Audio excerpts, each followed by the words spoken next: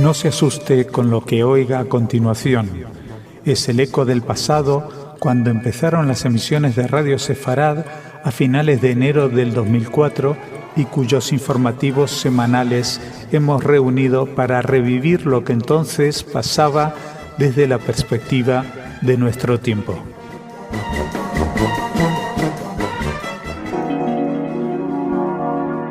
En Radio Sefarad, noticias. Bienvenidos a nuestro espacio informativo. Empezamos, como es obligatorio, en Oriente Medio. Los combates por tierra entre Hezbollah y las tropas israelíes en el extremo sur del Líbano, cerca de la frontera entre ambos países, continuaron ayer por segundo día consecutivo. Además de las operaciones en tierra para luchar contra Hezbollah, Israel mantenía otros objetivos militares, entre los que figuran campos de entrenamiento de Hezbollah y una estación de transmisiones de la televisión Al-Manar, órgano de los terroristas, además de un búnker en el sur de la capital, en el que, según Israel, se encontraba el líder de la milicia, Hassan Nasrallah. Por su parte, Hezbollah también reanudó sus lanzamientos de cohetes contra varias ciudades del norte de Israel, como Tiberias, Carmiel o Safed, así como la zona occidental de la región de Galilea, sin que al cierre de esta edición se hubiera informado de víctimas. En fin, como ven, todo sigue igual. Esperemos que pronto, que estemos más cerca de que termine esto ya de una vez y con resultados concretos y positivos. El caso es que también, mientras esto sucedía, un grupo de marines norteamericanos aterrizó cerca de Beirut para rescatar a unos 1.200 americanos atrapados por el conflicto, lo que es simbólico, puesto que es la primera vez que el ejército estadounidense regresa al Líbano desde que se retirara en 1984. El caso es que seguimos con el mismo tema. Israel comunicó a Alemania que sería bienvenida su ayuda en los esfuerzos diplomáticos para liberar a los 2 soldados israelíes capturados el 12 de julio por Hezbollah. Por otra parte, según informó Radio Israel, citando a un ministro del gabinete, Israel cree que la campaña de bombardeos sobre el Líbano ha destruido hasta ahora el 50% de la capacidad militar de Hezbollah. La misma fuente indicó que Shaul Mofaz, exministro de Defensa y jefe del Estado Mayor, afirmó que la petición de ayuda de Hezbollah a Irán era una prueba de las dificultades de dicho grupo. Y destacaron además el papel jugado por Alemania en el pasado como mediador en liberación de rehenes, incluidos soldados, y el portavoz del ministro de Exteriores, Yigal Palmor, dijo a la televisión alemana que es el momento de que los mismos mediadores alemanes actúen de nuevo. También el ministro de Transporte dijo que debe permitirse que las fuerzas de defensa israelíes terminen su trabajo y terminen con Hezbollah, por lo que, si es cierto, los datos que nos han dado irían por buen camino. Al principio no hay datos de que estén dispuestos a sentarse, pero bueno, esperemos que se consiga. Por su parte, Fouad Siniora, presidente del Líbano, dijo que el país está destrozado y ha pedido ayuda para desarmar a Hezbollah. En fin, seguimos y vamos a contarles cómo las tensiones en esa zona nos han transmitido y han venido a crispar a España también. La tensión en España continuaba ayer tras unas declaraciones del presidente José Luis Rodríguez Zapatero y por una foto publicada ayer por la mañana en la que salía con un pañuelo palestino. El embajador israelí en España, Víctor Arel, advirtió de que las relaciones políticas y diplomáticas entre España e Israel no pasan por su mejor momento, tras subrayar que su país ha recibido críticas muy duras y muy injustas.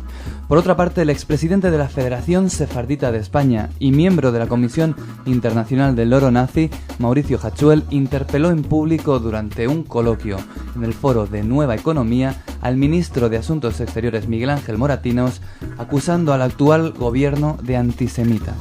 Y Moratinos respondió diciendo que no tolerará ninguna acusación de antisemitismo contra el presidente del gobierno, José Luis Rodríguez Zapatero.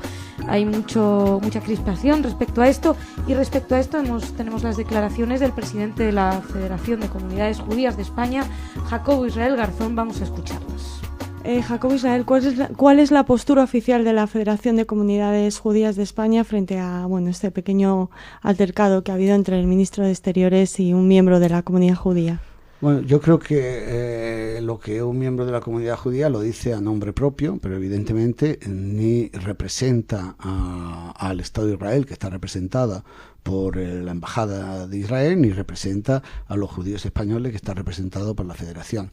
Yo creo que además han sido desacertadas, bastante desacertadas esas expresiones finales de acusar de antisemitismo al gobierno.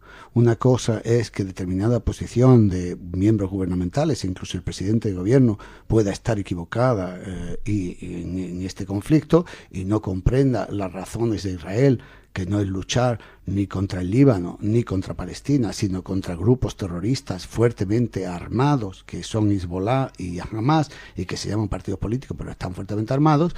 Y otra cosa es llamar antisemita a este gobierno, entre otras cosas porque este gobierno no es antisemita. Este gobierno ha dado pruebas sustantivas de no serlo, tanto a nivel de la declaración del Día de la Memoria del Holocausto, en el tema de la creación de la Fundación Pluralismo y Convivencia para las minorías religiosas, entre ellas la judía, y en la creación de la Casa de Sefarad, que va estrictamente dedicado a la comunidad judía.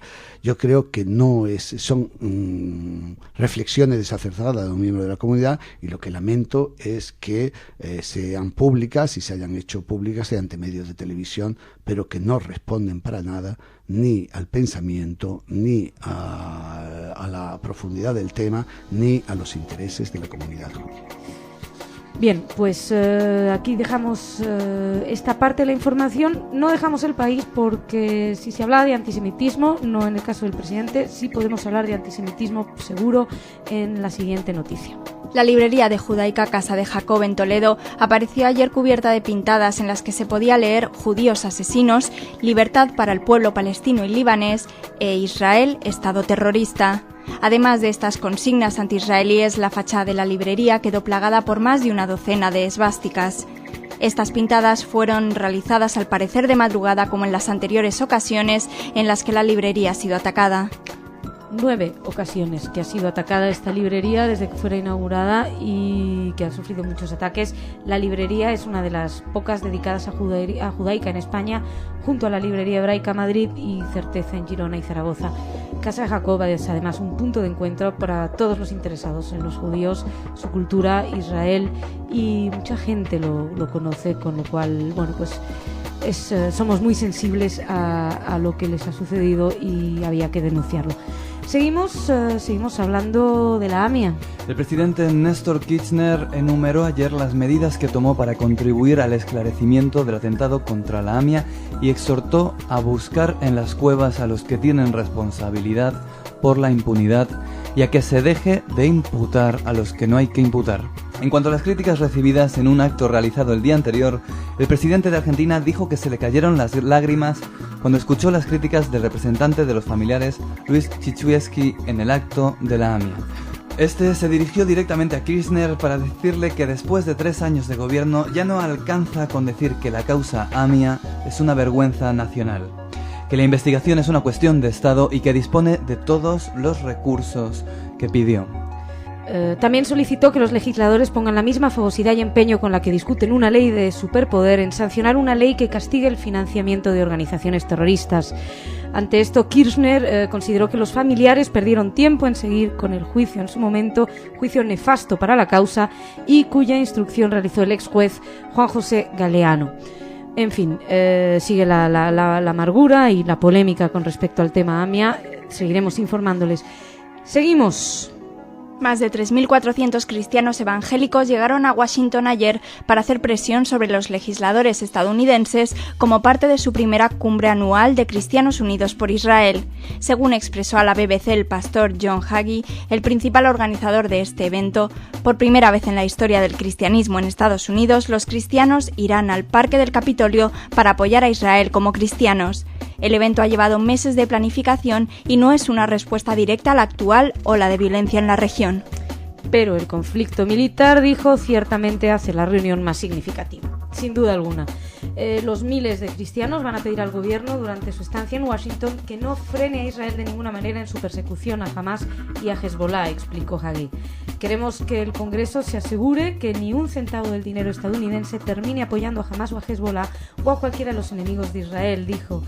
Él es pastor de 18.000 miembros de la iglesia de Cornerstone en San Antonio, Texas, y por mucho tiempo un ferviente simpatizante de Israel. Ya saben que los evangélicos lo son, ya que creen que Dios le dio la tierra al pueblo de Israel y que los cristianos tienen la obligación bíblica de apoyar a los judíos. En fin, vamos a ir terminando esta primera parte del informativo con algo de cultura. La cantante francesa Keren Ann realizará una gira por Israel para animar a las distintas poblaciones del norte del país y a los soldados de las bases de la zona. Nacida en Israel, Keren Ann Seidel se crió en los Países Bajos hasta los 11 años, cuando su familia se instaló en Francia. Su padre desciende de judíos rusos y su madre es originaria de los Países Bajos. Keren Ann cosecha grandes éxitos en Francia, donde es una intérprete muy popular. Su estilo es una mezcla de la chanson francesa y el folk intimista, con sonidos modernos y refinados, y ella ha asegurado que realiza esta gira porque siente, dice que su corazón es israelí. Si quieren escuchar su música, pues Keren Ann ha publicado un nuevo disco que se llama French Chic, y si nosotros podemos, se la traeremos, no me cabe la menor duda, a alguno de los programas musicales de Radio Sefarad. Y dejamos aquí esta primera parte del informativo de una semana que está resultando y que ha resultado bastante dura. Hola, Igit. Hola. Entramos en tu rincón, que esperemos que nos des alguna noticia grata para ir despidiendo esta semana. Nos vamos a tapar un poco. A ver, tampoco es que haga mucho frío, pero bueno. Tapamos con un talit o manto ritual para concentrarnos. Este talit y su manto y su funda de tela fue regalo recibido por Jerzy Beder el día de su bar mitzvah, celebrada en Theresienstadt coincidiendo con su 14 cumpleaños. La bolsa para guardar el talit fue cosida aprovechando retales por Eugenia Ilonovka, amiga de la familia. Jerzy Beder nació en el abril de 1930 en la villa checa de Kajechów, fruto de matrimonio de Pavel y Greta Bader. 4 años después nació su hermana Vera. Los Bader seguían una vida judía tradicional y poseían una tienda. En enero de 1943, 2 meses antes de la bar mitzvah de Jerzy, la familia Bader fue deportada a Theresienstadt junto con el resto de los judíos de Kajechów. Naturalmente, en medio de aquel drama, la vida familiar se vio tan severamente interrumpida que no fue posible celebrar el bar mitzvah del muchacho. En abril de 1944, teniendo Jerzy 14 años, fue posible marcar fecha para la ceremonia en el club de jóvenes del gueto, y a pesar de lo difícil de la situación, la familia y los amigos de Jerzy prepararon regalos para él. Recibió un álbum ilustrado por el caricaturista Max Pollack y un manto para la oración con su bolsa para guardarlo y otras cosas más. 6 meses después, Jerzy y su padre fueron deportados a Auschwitz, donde fueron asesinados. Greta Baradova se las regaló para esconder a Vera y evitar su deportación a lo largo de la guerra. Vera todavía vive y recientemente donó muchos de los recuerdos familiares al Museo Histórico de Yad Vashem. Es una historia contada en unos cuantos trazos, pero su intensidad es tal que nos pone a todos un nudo en la garganta y una pregunta que nadie responde. ¿Por qué? ¿Por qué? ¿Por qué? Bueno, pues pregunta a la que desde luego no podemos responder. Igit, muchas gracias. Gracias a ti. Muchas gracias. Shabbat Shalom. Shabbat Shalom. Muchas gracias a ustedes por su atención. Shabbat Shalom. Ya saben que tenemos una cita, ustedes y yo, en las noticias de los lunes. Y hasta entonces, lo dicho, Shabbat Shalom. Y que pasen un maravilloso fin de semana. Gracias.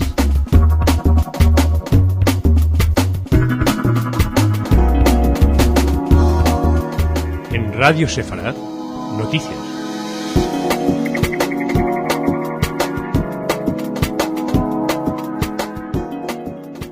Bienvenidos a nuestro espacio informativo. Ariel Sharon empeoró ayer su estado de salud. Si cabía, está en coma desde hace mucho tiempo, ya lo saben, pues empeoró todavía. Y mientras tanto, la situación en Oriente Medio no mejoraba. Llegados al 13º día de los enfrentamientos, el ejército israelí y Hezbollah seguían librando ayer intensos combates en territorio libanés. Durante la noche, el bando israelí capturó a 2 terroristas de Hezbollah. Según afirmó el gobierno israelí, el avance de sus tropas en el sur del Líbano responde a una misión de búsqueda y destrucción de los misiles del bando terrorista. Se trata de acciones aisladas y las instrucciones son abandonar el lugar entre 24 y 48 horas de operación. Mientras tanto, según informaron radios locales del Líbano, Hezbollah afirmó ayer que continuaba disparando cohetes Katyusha contra el norte de Israel, de los cuales 13 de ellos fueron lanzados anteayer contra Haifa, provocando la muerte de 2 israelíes. También se estrelló un helicóptero israelí cerca de las fronteras con Líbano y el ejército informó que había habido 2 bajas. Mientras, con respecto a los prisioneros de Hezbollah que hizo el ejército israelí, el general Alon Friedman dijo en declaraciones a Radio Ejército que los prisioneros están en Israel y que permanecerán ahí con el fin de ser interrogados. Mientras, el jefe Nasrallah dijo que el lunes que la prioridad es la de pactar un cese el fuego y que su movimiento está abierto a analizar ideas sobre cómo terminar con la crisis. También dijo que una invasión terrestre israelí no impedirá que Hezbollah lance más cohetes. En fin, que quieren terminar con la crisis, pero no tienen planteado dejar de lanzar cohetes. Es complicado de entender esta postura. Seguimos, y porque mientras esto sucede, la comunidad internacional hace lo que puede o lo intenta. La secretaria de Estado de Estados Unidos, Condoleezza Rice, llegó ayer por sorpresa al Líbano en el inicio de una gira por Oriente Medio y expresó en Beirut su preocupación por la situación humanitaria en este país. Rice se reunió con el primer ministro Fouad Siniora, otros dirigentes libaneses y parlamentarios para analizar los combates en el sur del país. Después de su entrevista con Siniora, la jefa de la diplomacia estadounidense se entrevistó con el presidente del Parlamento, el chií Nabi Berri, quien la víspera declaró que Hezbollah autorizó al gobierno de Beirut a que negociara un canje de prisioneros con Israel.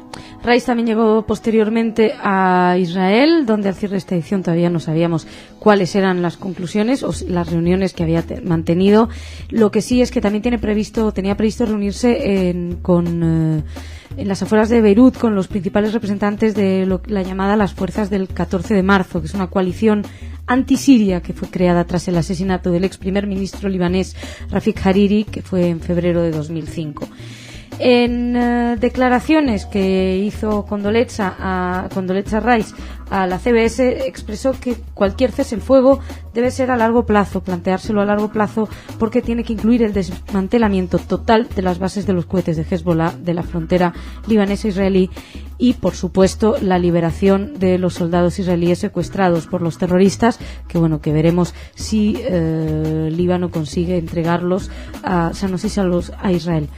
Por su parte, el primer ministro israelí, Olmert, expresó que se va a necesitar contar con fuerzas internacionales de paz. Aceptó la presencia internacional y está a favor, dijo, de que fuera una fuerza de la OTAN quien mantenga la seguridad en el sur del Líbano.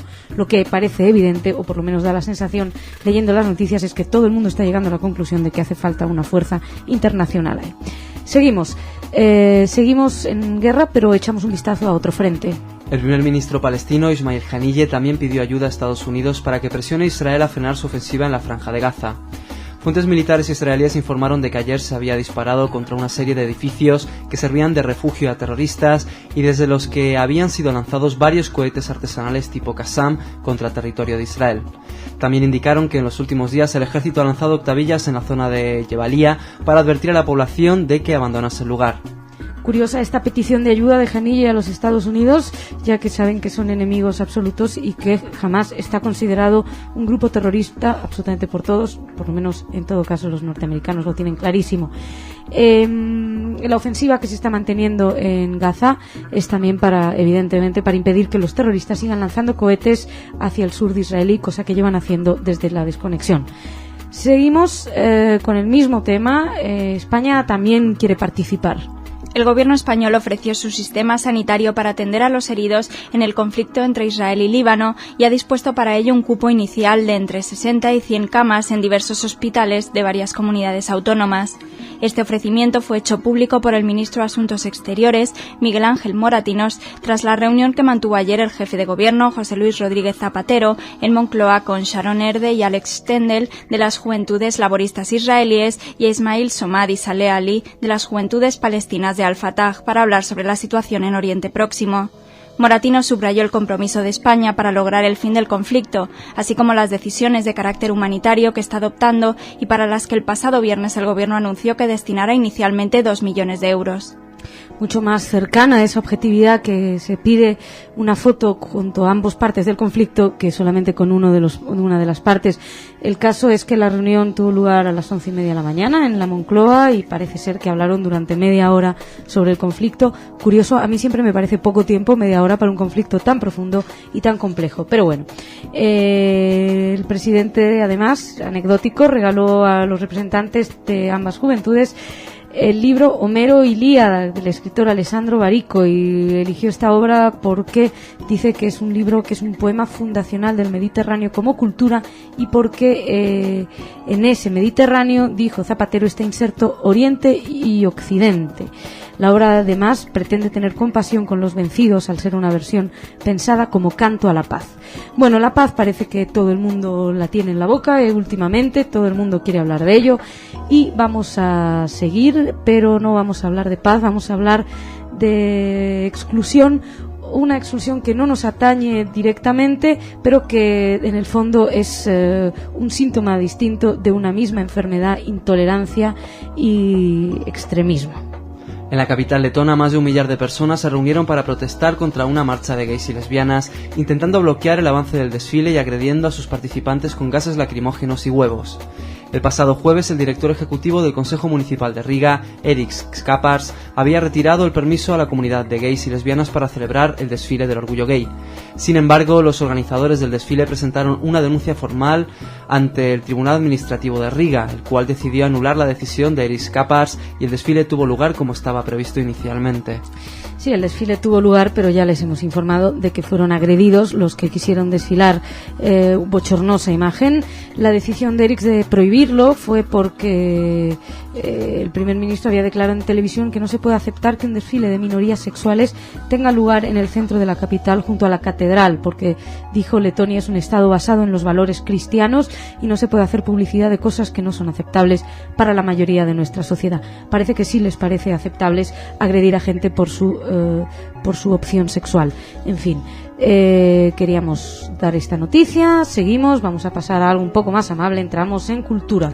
El conjunto musical Gotham Project toca hoy en el Festival Grec de Barcelona, ciudad natal de una de sus componentes, Cristina Vilalonga, que con su voz da un toque distintivo a los ritmos electrónicos, los violines y el bandoneón de este grupo multinacional, compuesto por el argentino Eduardo Makarov, el suizo Christophe Müller y el francés Philippe Cohen-Solal. Con solo 2 discos en el mercado, La revancha del tango y el reciente Lunático, Gotham Project ha conseguido convertirse en un fenómeno que abarca desde Buenos Aires a Varsovia y desde Zurich a Lisboa. Algunos de sus temas han sido utilizados como banda sonora de series televisivas americanas de gran éxito e incluso ha llegado a crear un nuevo género musical, el tango electrónico. El grupo termina recién una actuación en la gala del 40 aniversario de Montreux del Jazz Festival. Y según explicó Müller, el grupo se conoció a comienzos del 99 en la capital francesa en un encuentro, dijo, típicamente parisino que no hubiera sido posible en ninguna otra parte del mundo. Y como diría un típicamente parisino o típicamente francés, vamos a terminar en belleza. Ya ha sido elegida Miss Universo 2006, la puertorriqueña Zuleika Rivera Mendoza. Sin embargo, las protagonistas de este evento fueron Miss Israel y Miss Líbano, quienes dieron una lección que apunta en la dirección contraria a toda la tensión que existe en Oriente Medio. Anastasia Antin y Gabriel Bou-Rahed aparecieron juntas durante todo el certamen, demostrando así la amistad que las une. Así que hemos terminado en belleza, no solamente física, sino también moral, porque esto es lo que hace falta. Más símbolos como estos, más símbolos de entendimiento humano por encima de las crisis. Y dejamos aquí esta parte del informativo, nos venimos al Lincoln Direct. Hola, Irit. Hola. ¿Qué tal? Cuéntanos. Hablamos de una familia especial hoy. ¿De quién? La madre de la familia, Susana Rubin, abraza a su hijo de 22 años, Stefan, que se dispone a tomar el avión que habrá de llevarle como Ole Hadash o nuevo emigrante a Israel. Esta madre judía entiende que su hijo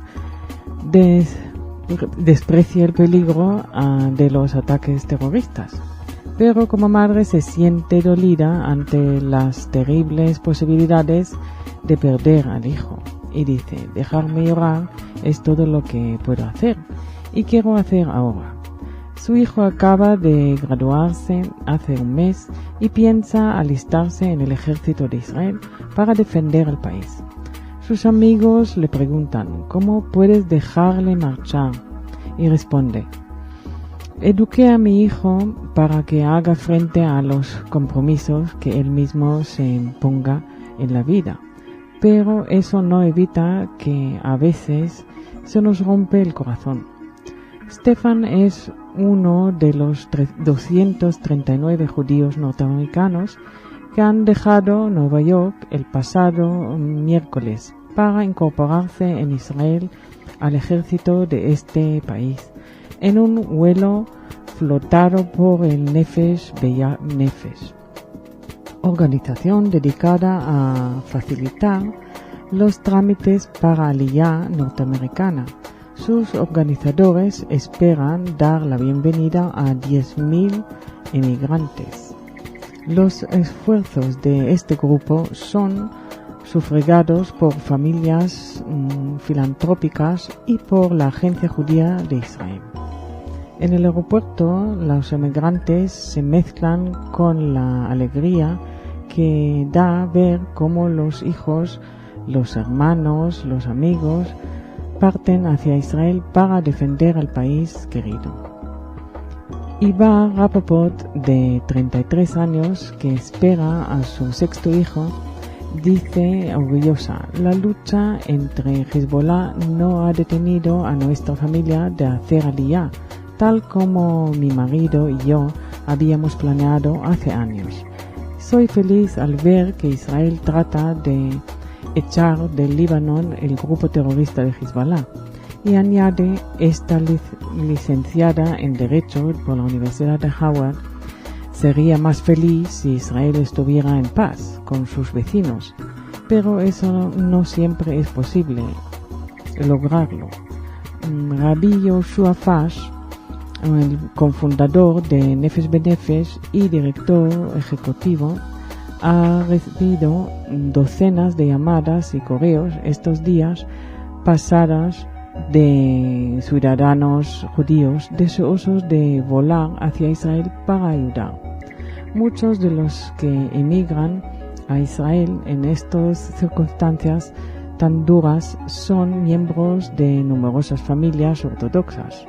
Fash, que emigró en el primer vuelo que este grupo organizó hace 5 años, dijo que los emigrantes se muestran siempre dispuestos a dejar sus confortables casas norteamericanas para asentarse en ciudades y pueblos israelíes, a pesar de que están siendo sometidos a fuego terrorista. ¿Por qué? La respuesta es clara. Se trata de un acto de suprema solidaridad. Es como el matrimonio, en lo bueno y en lo malo. Así sentimos nuestra obligación con Israel. Bueno, pues noticia hoy especialmente simbólica porque tú nos haces tu mini aliyá mañana. Hoy ya, Sí. ¿te marchas? Sí, me marcho de visita. Sí, de visita a Haifa. Sí. Bien. Espero que Bueno, mi llegada traiga la paz. esperemos, a lo mejor llegas y ya dicen, Sí. bueno, pues ten mucho cuidado. Sí, vamos a intentarlo. Y bueno, espero que podremos hablar contigo seguramente en algún momento. Nos quedamos sin Rincón de Geek durante un mes, un poquito menos. Sí. Volverán, para tus fans se van a quedar tristes y admiradores, pero que sepan que vuelve dentro de un par de semanas o 3 semanas. 3 semanas. Sí. Así que lo dicho, mucha suerte, Irit, Gracias. que lleves la paz. Muchas gracias a ustedes por su atención. Conmigo se reencuentran mañana con más noticias.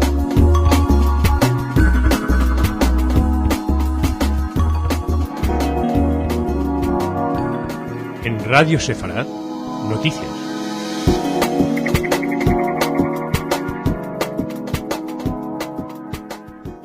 Bienvenidos a nuestro espacio informativo. El viaje de Condoleezza Rice no parece haber calmado el fuego en la zona.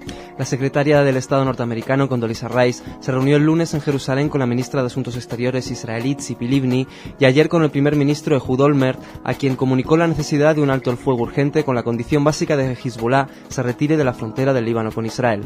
La ministra respondió que Israel aceptaría la creación de una franja de seguridad de 20 kilómetros en el sur del Líbano, controlada por un poder multinacional de países de la OTAN, la Unión Europea y estados árabes tales como Egipto y Jordania.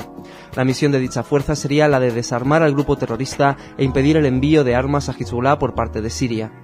Por su parte, Olmert dijo que estaba muy preocupado por la vida en el norte de Israel, donde viven más de 1 millón de personas y que están prácticamente paralizados desde que Hezbollah empezó con los lanzamientos de cohete. Dijo que Israel debe apretar la incursión en el Líbano con un límite aproximado de 1 semana a 10 días, recordando que era una cuestión de legítima defensa y siempre con la finalidad última de apartar a Hezbollah de las fronteras del Líbano y desarmarlos.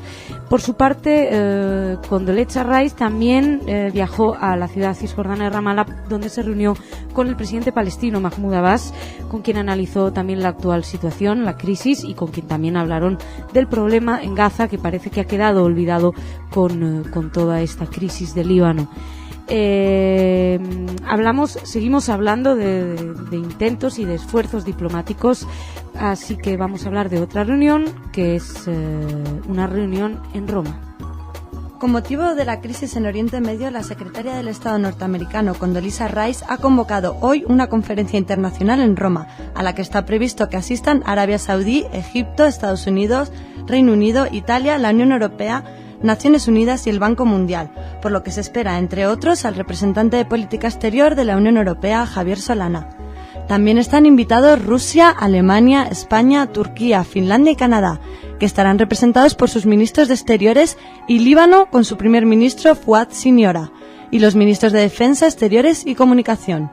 Aunque, según informó el Ministerio Italiano de Relaciones Exteriores, el gobierno de Beirut confirmó su rechazo eventual a participar en la reunión si participa Israel. En fin, que ni para sentarse a hablar, pero Achille Serra, que es el gobernador de Roma, informó de esta reunión, dijo que no se va a crear una zona roja alrededor de la sede de la reunión, que durará en principio, o que duró en principio 4 horas. También ha explicado que no se cree necesario que el cierre de espacio aéreo sobre la capital. En fin, esperemos que esta reunión que aporte algo más que bellas palabras y buenas intenciones. Seguimos, vamos a hablar desde el frente. El ministro de Defensa israelí, Amir Peretz, afirmó ayer que el ejército israelí está erigiendo una franja de seguridad en el sur del Líbano. Por otra parte, según comunicaron ayer por la mañana fuentes israelíes, las tropas se hicieron con el control de la ciudad Bin Jebel, de gran valor para Hezbollah. Sin embargo, el ministro del Interior libanés, Ahmed Fatfat, aseguró que los 150 guerrilleros que se habían atrincherado en la ciudad aún resistían al cierre de esta edición. Y al cierre de esta edición quedaban aún muchas incógnitas respecto a esto. El caso es que lo que sí ha dicho Peretz es que a lo largo de la frontera de Israel tiene que ser indefinidamente controlado por las fuerzas israelíes, si no se despliegan tropas multinacionales. Ya saben que esta es la voluntad en general de la comunidad internacional. Peretz tampoco especificó el espacio que cubriría la franja y dijo que no será posible crear una frontera permanente entre Israel y Líbano debido a las condiciones del terreno. También apuntó que se establecerá de acuerdo con la capacidad de control y ejecución del ejército israelí, que a su vez abrirá fuego contra todo aquel que se acerque, dijo. En fin, ya saben que estamos en una situación especialmente complicada, de tensión, y ante esto responden todos, y crispación que, por supuesto, de la que no se ha librado España. El embajador de Israel en España, Víctor Jarel, pidió ayer al Partido Socialista que rectificara a lo largo del día las palabras dichas por su secretario de organización, José Blanco, quien afirmó que las víctimas civiles en Líbano no son daños colaterales, sino un objetivo buscado. El secretario de organización del PSOE había explicado antes de ayer en un comunicado sus declaraciones, asegurando que la desproporción con que Israel ha respondido a los ataques terroristas de Hezbollah provoca inevitablemente la muerte de civiles. Sin embargo, Jarel consideró que dichas explicaciones son una matización y que es imprescindible que este léxico sea borrado del discurso político para así poder reencauzar las relaciones con España. Y se siguió trabajando duramente a nivel de contactos diplomáticos Según el presidente Rodríguez Zapatero, en absoluto se habían alterado las relaciones de España con Israel. Y bueno, al final de la jornada, después de que Moratinos pidió pasar página, y parece ser que entre Víctor Harel y que habló por teléfono con el secretario de Organizaciones del PSOE, José Blanco, pues decidieron poner punto y final a la polémica, intentando dejar lo que llamaron dejar la megafonía. Así que nada, no seremos nosotros quienes sigamos rascando en esta crisis. Esperemos que efectivamente esto haya sido el punto final y podamos todos esforzarnos en comprender un poquito mejor al otro. En fin, seguimos, vamos a cambiar totalmente de panorama. Nos vamos a hablar de algo importante, que es la memoria. El 12 de septiembre se abrirá en la ciudad de Berlín el Instituto Bernhard Lander, un nuevo centro para el estudio del Holocausto que contará con la colaboración de especialistas de Estados Unidos e Israel. El nombre con el que será bautizada la institución hace honor al rabino estadounidense fundador de la Universidad Touro College, primera universidad judía estadounidense en cuyo recinto se ubicará el edificio del nuevo instituto. Según informó el director del centro, Andreas Hama, el objetivo es crear una comunicación sobre el Holocausto nueva y adecuada a los tiempos modernos en el espacio público alemán. Y desde luego una iniciativa esencial. Saben que todo esto es aplaudido, todo lo que sea el recuerdo del horror para evitar repetirlo. Por su parte, la secretaria alemana de Cultura, que es Barbara Kieseler, mostró el interés por esta iniciativa y, según su opinión, va a servir también de complemento a la investigación realizada por el Centro de Documentación Topografía del Terror. Y vamos a seguir hablando del pasado, pero un poco más remoto. El Consejo de la Gerencia de Urbanismo que se celebró en el Ayuntamiento de Zaragoza aprobó la compra y la apertura del proceso para adquirir mediante expropiación los antiguos baños judíos de Zaragoza, situados en los sótanos de un edificio del Coso frente al Seminario de San Carlos Borromeo. El objetivo del consistorio es recuperar esta construcción arquitectónica de estilo mudéjar datada en el siglo XIII e integrarla en la red de museos de la ciudad. Para hacerlo realidad, Urbanismo ha adquirido ya el local comercial ubicado en la planta baja, donde se habilitará el acceso a los baños. Ambas actuaciones, compra-venta y expropiación, se han valorado en 3 millones de euros. Y estas dependencias judías se encuentran en el Coso, que está frente al Seminario de San Carlos Borromeo. En el siglo XIII albergó la fortaleza Castillo de los Judíos. Y en ese interior pues estaba la población judía, que disponía de una sinagoga mayor, hospital, carnicería propia y, no se lo pierdan, también una cárcel. Todo un sector que era conocido entonces como la judería abierta. El trámite, al parecer, para rescatarlo se prevé complejo y difícil, pero el responsable de la gerencia de urbanismo se mostró optimista y dijo que próximamente se incorporará al patrimonio municipal. Y ahora, para ir terminando, casi vamos a hacer un círculo informativo, volvemos al conflicto, pero más que nada demostrando que pues no sé, la solidaridad con respecto a la gente que sufre. Según informó Nachman Shai, la encargada de las relaciones con las organizaciones judías en el exterior, varias comunidades israelitas de los Estados Unidos reunieron $1,5 millones para dotar con equipos de aire acondicionado a los refugios donde miles de civiles se cobijan de los cohetes de la milicia libanesa de Hezbollah. Las quejas por parte de los civiles comenzaban a escucharse teniendo en cuenta que llevan 10 días escondidos en los refugios antiaéreos y otras instalaciones de seguridad en pleno verano. El general Isaac Gershon, jefe militar a cargo de la defensa civil, reiteró los llamamientos a los civiles en la zona de riesgo a mantenerse en zonas protegidas. En fin, pues nada, esperemos que esto sea un pequeño alivio en un momento tan difícil para ellos, y con esta noticia dejamos aquí el informativo. Señoras, señores, muchísimas gracias por su atención. Mañana más, con más información.